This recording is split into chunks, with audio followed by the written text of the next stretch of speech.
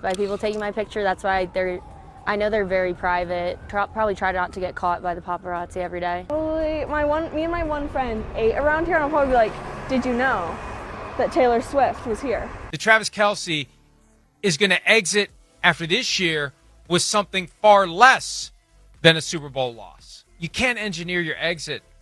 And there's a chance that next year's exit is going to be worse, not better. Starting off with a super happy note for a change. Finally, some non-scandalous, non-dramatic news about the Kelce brothers. It seems that while Hollywood is currently on fire with lawsuits, leaked texts, and PR warfare, over in Kelce-land, things are all sunshine, trophies, and, well, Taylor Swift fan theories. The dynamic duo Travis and Jason Kelce just scored another huge win, this time off the football field. Their podcast, New Heights, was just named Best Sports Podcast at the 2025 iHeart Podcast Awards. Now let's take a moment to appreciate the insanity of this. New Heights started in September 2022 as two football bros casually chatting about the sport, life, and whatever came to mind. Fast forward to 2025, and it's now part of a $100 million deal with Amazon's Wondery, thanks in no small part to Travis's romance with Taylor Swift. Yes, folks, Travis basically manifested his relationship with Taylor on this very podcast, proving once and for all that if you talk about your celebrity crush long enough, you just might end up dating them. Their 2023 episode, where Travis ranted about failing to give Taylor a friendship bracelet during the Eras Tour, has now gone down in pop culture history as the exact moment Swifties lost their collective minds. 1 year later, he's not only dating her, but she even brought him on stage at her Wembley Stadium show because of course she did. Now, as exciting as this podcast win is, fans are already buzzing about something even bigger. Will Travis and Taylor make a public appearance together at the upcoming iHeartRadio Music Awards in LA? Swift is nominated in 10 categories, including Artist of the Year and Favorite Surprise Guest, probably for the Travis on stage moment that broke the internet. And considering they've been off the radar since the Super Bowl loss, fans are desperate for a Tavis sighting. Meanwhile, Jason is officially living his best retired life, casually dropping by the New Heights set while Travis preps for one more NFL season. Fans, of course, are still begging for Taylor to appear on the podcast because, let's be real, that episode would absolutely break records. Okay, that's too much good news. I like hot and spicy. So here's what you want, the tea. Taylor's apparently on an MIA spree, but that's not news unless you're living under a rock. But guess what is? She isn't just ghosting us, that would be predictable. She's also allegedly ghosting her friends. Okay, yes, it's smelling too much like Blake Lively in here. According to a source, Taylor has gone into full-on disappearing act mode, and not just from the paparazzi. She's also supposedly avoiding some of her closest friends, and the reason? Blake Lively's ongoing legal mess with Justin Baldoni, aka the lawsuit that just won't quit. A very chatty source spilled that Taylor is doing everything she can to avoid getting dragged into this absolute legal train wreck, and honestly, who can blame her? Her once unbreakable friendship with Blake, allegedly on the rocks. Her usual A-list squad gatherings, practically non-existent. And her solution?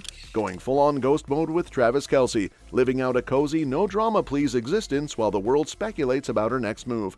Now here's where things get really interesting.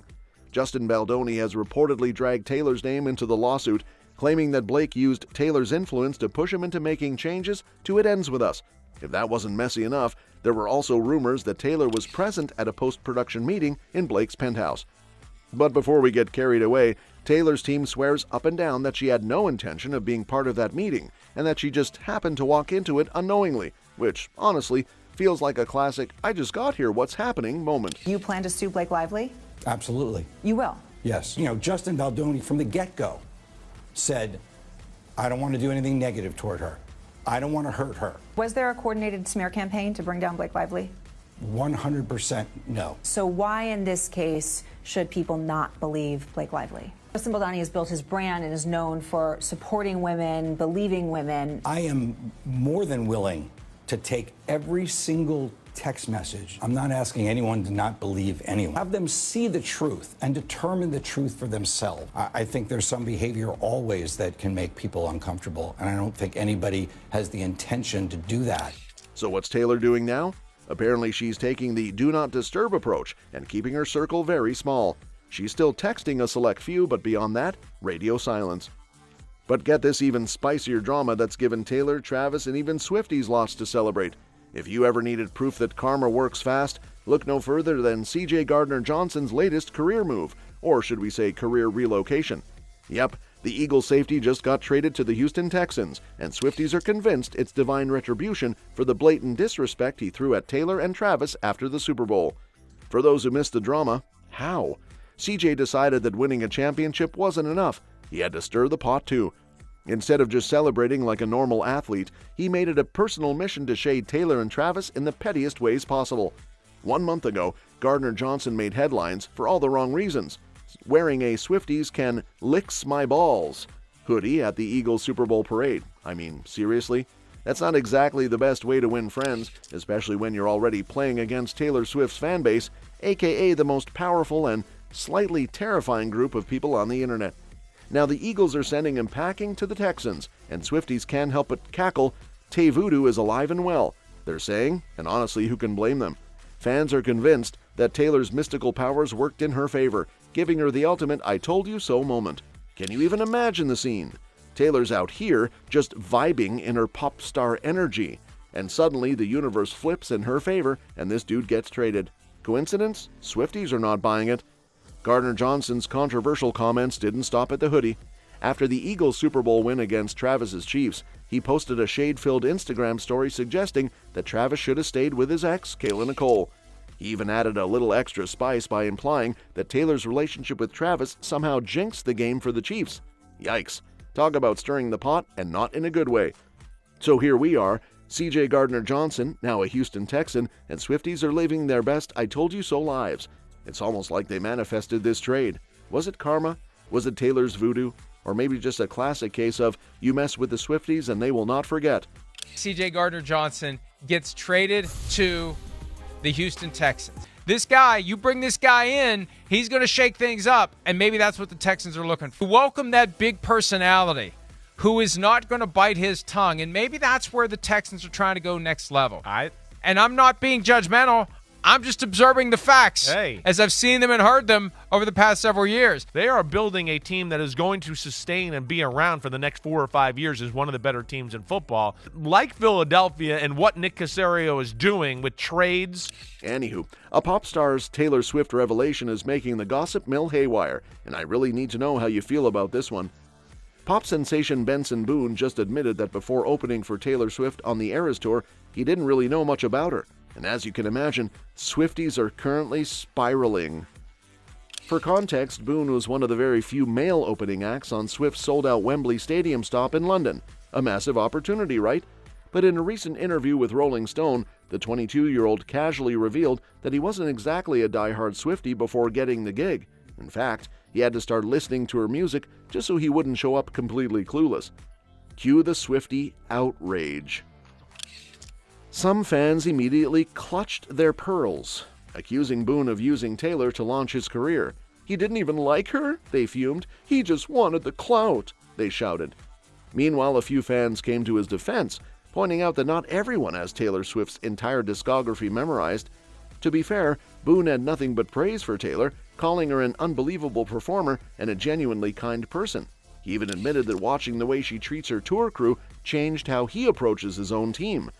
But of everything Tavis-related that has happened recently, this one has touched our collective hearts the most, and hint hint, Utahns have everything to do with it. In a world where paparazzi are basically trained snipers with cameras, and where even a blurry Starbucks sighting of Taylor Swift can send Swifties into a meltdown, Park City, Utah just pulled off the ultimate flex, minding their own business. Yes, folks, Taylor and Travis had a peaceful, normal, no fanfare date night in Utah, and for once, people actually let them live. Travis Kelce has said he doesn't want to go out the way he went out. He let people down. Not many guys get to say, I went out with a Super Bowl game. You can't engineer your exit. And there's a chance that next year's exit is going to be worse, not better. There's a good chance that Travis Kelce is going to exit after this year with something far less than a Super Bowl loss.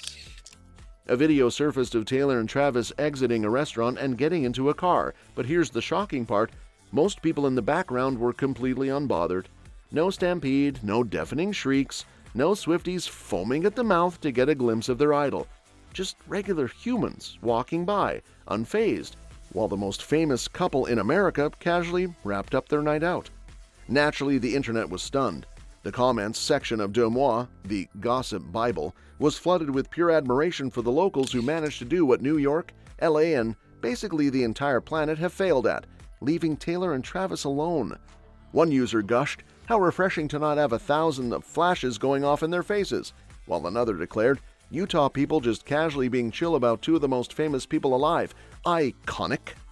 And perhaps the most accurate of them all, the way no one is losing their minds. Love this energy.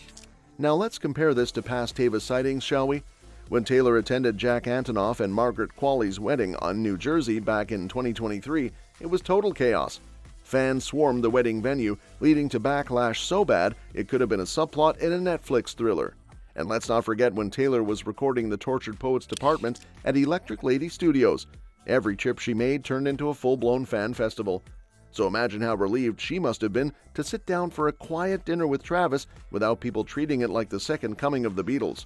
Join me on the next one.